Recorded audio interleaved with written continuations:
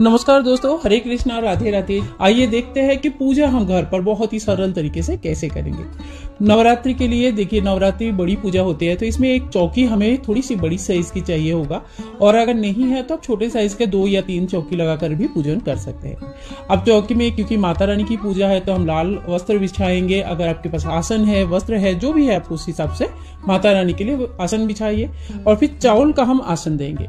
अगर आप रंगीन चावल बनाते हैं या अष्टदल कमल बनाना चाहते हैं तो बहुत सुंदर से सजा के कर सकते हैं। मैं एकदम सरल सादा तरीके से आप लोगों को दिखाती हूँ। तो देखिए, मैंने सारे आसन लगा दिया। अब दिखाती हूँ एक एक करके कौन से जो पहला स्टेप्स है वो हमें करनी है। सबसे पहले हम माता रानी की स्थापना करेंगे। मूर्ति है तो मूर्ति की स्थापना करें, फोटो है तो फोटो की स्थापना करें। इसके बाद हम गणेश जी को बैठाएंगे। 9 दिनों तक गणेश जी को जरूर बैठाना चाहिए। आप अगर अपने मंदिर में पूजा करें तो ठीक है, नहीं तो गणेश जी को आप जरूर बैठाइए। इसके बाद हम कलश स्थापना करेंगे। कलश स्थापना के लिए देखिए, मैंने अष्टदल कमल बना लिया था, तो एक हमने लोटा ले लिया, इसमें स्वास्तिक बनाया और कंठ में मौली बांध दिया और शुद्ध जल से लोटे को पूरी तरह से भर दिया। इसके बाद हमें एक हल्दी के गांठ, सुपारी, लौंग, इलायची, 1 रुपया का कॉइन लेना है। तो इसमें एक कमलगट्टा और एक पौड़ी जरूर डालिएगा। तो इन सभी चीजों को हम जल में डाल देंगे। इसके बाद देखिए 5, 7 या 11 आम के या अशोक के पत्ते हम यहाँ पे लगाएंगे। उसके ऊपर पूर्ण पात्र यानी कि एक चावल से भरा हुआ पूर्ण पात्र रखेंगे। पानी वाला एक नारियल के ऊपर या तो आप कलाबार लपेट लीजिए, और अगर चुनरी है तो सबसे अच्छा है, बहुत अच्छा सुंदर दिखते हैं। तो चुनरी हम इसके ऊपर लपेट लेंगे, और नारियल का जो मुंह है वो जो पूजा करने वाले हैं उनके तरफ रहेगा। इस तरह से नारियल का हम लोग स्थापना करेंगे। तो इस तरह से संपूर्ण रूप से हमारा कलश की स्थापना हो गया है। इस पूजा में नारियल यानी कि श्री कलश का ही स्थापना किया जाता है। तो ये हमारे कलश की स्थापना हो गया। इसके बाद हमें जवारे बोना है। जवारे बहुत जगह पे लोग बोते हैं, बहुत जगह पे नहीं भी बोते हैं। अगर आपके यहाँ नहीं बोते हैं तो आप इस चीज को स्किप कर सकते हैं। जहां जहां जवारे बोया जाता है वहां एक प्लेट लेंगे, चावल का आसन दे लेंगे। यहाँ पर भी आप चाहे तो अष्टदल कमल बना सकते हैं। मिट्टी का इस तरह का एक कुंडा ले लेंगे, और इसमें शुद्ध सात्विक मिट्टी यानी कि जिसमें कंकड़, बालू या तो फिर उसमें कीड़े मकोड़े ना हो, इस तरह का मिट्टी से भर लेंगे।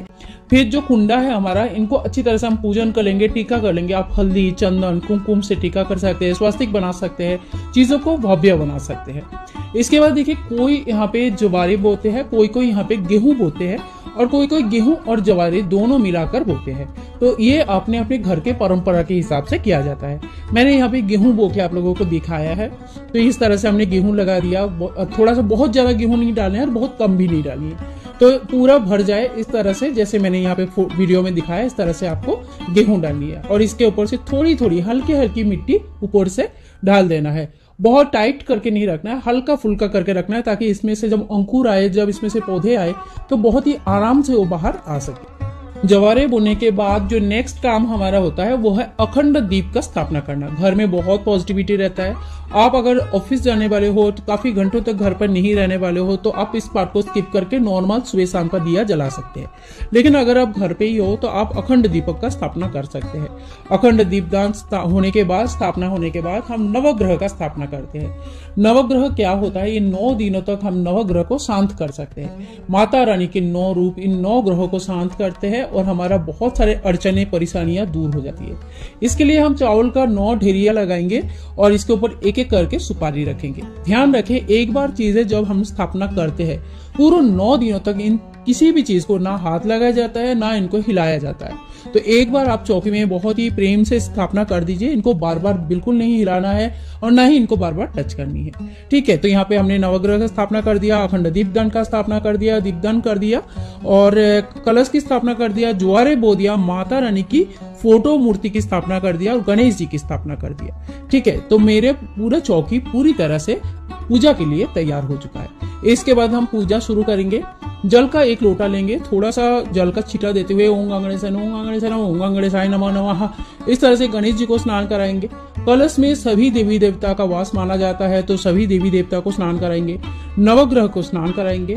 थोड़ा सा जल का छींटा हम जो जवारे बोए हैं वहां पे भी देंगे, माता रानी को भी स्नान कराएंगे।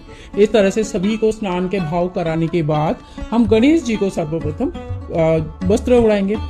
ओम वस्त्रम समर्पयामि इस मंत्र का जाप करते हुए फिर माता रानी को वस्त्र उड़ाएंगे। माता रानी के लिए इस समय अगर आपने चुनरी लेके आए हैं, सुहाग की सामग्री लेके आए हैं, तो उन सभी चीजें अर्पण कर सकते हैं। तो देखिए, एक चुनरी कम से कम हमें माता रानी की पूजा में जरूर लानी चाहिए। तो माता रानी को इस तरह से हमने चुनरी उड़ा दिया है और कितनी प्यारी और सुंदर लगता है। इसके बाद देखिए, कलावा हम लोग ले लेंगे और इस तरह से कलावा को छोटे छोटे 9 टुकड़ों में भाग कर लेंगे। हर एक नवग्रह को एक एक कलावा अर्पण करेंगे। ओम वस्त्रम समर्पयामि। अगर आपको नवग्रह का मंत्र आता है तो बहुत अच्छा है, नहीं भी आता है ओम नवग्रह देवताय नमो नमः, इस तरह से भी पूजन कर सकते हैं। सभी को हम कलावा स्वरूप वस्त्र अर्पण करेंगे। इसके बाद सभी को हम टीका करेंगे। सबसे पहले जब भी कोई चीज हम शुरू करते हैं, टीका करना, वस्त्र चढ़ाना, फूल चढ़ाना, भोग देना, तो गणेश जी से हम शुरू करेंगे। उसके बाद हम दीपक का पूजन कर लेंगे, माता रानी को टीका लगाएंगे, जो हमारे नवग्रह है उनको टीका करेंगे, जो हमारे जौ बोना है उनको टीका करेंगे और साथ ही में हम कलश देवता को भी टीका करेंगे। जो नवग्रह का टीका हम चंदन से करते हैं। माता रानी को हम रोली, कुमकुम, सिंदूर लगा सकते हैं, हल्दी लगा सकते हैं और इसी तरह से सभी को टीका करेंगे। अगर भगवान शिव जी की आपके फोटो में कहीं शिवलिंग बना हुआ है या फोटो बनी हुई है तो आप उनको भस्म या चंदन से टीका करें। भगवान शिव जी को रोली, कुमकुम, हल्दी इत्यादि नहीं चढ़ती, तो इस बात का विशेष ध्यान रखें। पूजा जब हम करते हैं तो भगवान शिव जी को भी सूक्ष्म रूप से पूजा किया जाता है। तो आप ओम नमः शिवाय, ओम नमः शिवाय, ओम नमः शिवाय 3 बार कम से कम मंत्र जाप करते हुए एक बेलपत्र, अगर भगवान शिव जी की पसंदीदा कोई भी धतूरा का फूल, आंकड़े का फूल मिल जाता है आपको, या बेलपत्र, कम से कम एक बेलपत्र अगर मिल जाता है तो आप जरूर चढ़ाइएगा, बहुत अच्छा रहता है। इसके बाद हम धीरे धीरे फूल चढ़ाएंगे, पंचोपचार पूजा करेंगे। ओम पुष्पम समर्पयामि इस मंत्र का जाप करते हुए एक एक करके फूल चढ़ाएंगे। आप देखिए, इस समय बहुत लोग फूलों की पंखुड़ी लेके और जो हमारे नवग्रह है इनके ऊपर छिड़कते हैं। इससे परेशानी ये होती है कि जब अगले दिन आपको फूल साफ सफाई करनी होती है तो वो नवग्रह हिल जाता है। इसीलिए नवग्रह के ऊपर कभी भी बीच में फूल मत रखिएगा। उनके नाम पे साइड में कहीं पे फूल रखिए, सामने रखिए। नवग्रह के बीच में फूल मत रखिए, नहीं तो वो बार बार हिल जाता है और हिलना सही नहीं होती है। तो देखिए, यहाँ पे मैंने एक बेल पत्र भगवान शिव जी के नाम पे चढ़ा दिया है। इसके बाद माँ को पान के ऊपर सुपारी, इलायची, बतासा अर्पण किया जाता है। पान अगर नहीं है आपके पास तो आप इस ऐसे छोटा सा एक कोई भी पीतल का या चांदी का एक प्लेट में रख के भी माता को ये अर्पण कर सकते हैं। माता को बतासा, मिश्री, लौंग, इलायची का भोग जरूर लगाया जाता है और आप जरूर लगाइए। साथ ही में हम कोई भी जो ऋतु फल है, कोई मिठाई, लड्डू आप बना के रखे हैं, मेवा है, जो भी आपके पास व्यवस्था है उनके भोग लगाइए। अगर सुबह सुबह भोग लगाने के लिए कुछ व्यवस्था आप जरूर पहले से करके रखें। इसके बाद देखिए, जो भी पाठ आप करते हैं, 9 दिन की पाठ होते हैं, सप्तशती पाठ होते हैं, चालीसा पाठ होते हैं, तो जो भी भगवान का पाठ आप करना चाहते हो, नाम जप करना चाहते हो, तो उन चीजों को इस वक्त आपको करना है। 9 दिन का पाठ सबसे आसान होता है, जो हर दिन आपको एक एक देवी का स्वरूप है उनके हिसाब से पाठ बना हुआ रहता है, आपको वो एक एक दिन में पढ़ना होता है। आपके पास अगर समय है, अच्छे से बैठ के पूजा कर सकते हैं तो सप्तशती पाठ कर सकते हैं। इसके बाद देखिए, पाठ होने के बाद जैसे आपने माला जप अगर करना है तो आप चंदन की माला से, स्फटिक की माला से या रुद्राक्ष की माला से माता रानी का जप कर सकते हैं। इसके बाद हम आरती कर लेंगे। आप चाहे तो कपूर की आरती कर सकते हैं, घी का दीपक का आरती कर सकते हैं, लेकिन अगर अखंड दीपदान किया है तो उसे आरती के लिए यूज नहीं किया जाता है। अखंड दीपक को 9 दिनों तक हिलाया नहीं जाता। यहाँ मैंने कपूर की आरती कर दिया है। पूरे घर में आरती घुमाइए, बच्चों को आरती दीजिए और इससे नकारात्मक शक्तियां बहुत कम हो जाती है। 9 दिनों में घर में पॉजिटिविटी बहुत बढ़ती है। आरती होने के बाद हाथ में थोड़ी सी जल लेके 3 बार आचमन कर लीजिएगा और आरती को शांत कर देंगे। माता रानी से हाथ जोड़ करके हम क्षमा याचना करेंगे कि हे माँ, आपके पूजा में जो भी कमी रह गया, भूल चूक हो गया, इसके लिए बच्ची समझ के, छोटे आपके बालक समझ के, बालिका समझ के हमें क्षमा कर दीजिए और हमारी सभी मनोकामनाएं जरूर पूरी कीजिएगा। इसीलिए माता रानी को माँ के स्वरूप माना जाता है, क्योंकि वो अपने बच्चों को बहुत प्यार करते हैं और बच्चों के हर परेशानी उनको समझ में आता है। तो इसीलिए जब भी हम माता रानी का पूजा करते हैं, बड़े दिल से करते हैं और बहुत ही अच्छा लगता है हमें माता रानी का पूजा करके।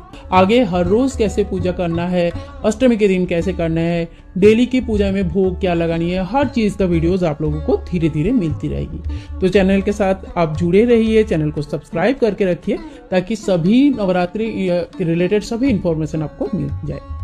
अगर आज की वीडियो आप लोगों को पसंद आया है तो please like, share and comment. तब तक के लिए बाय बाय।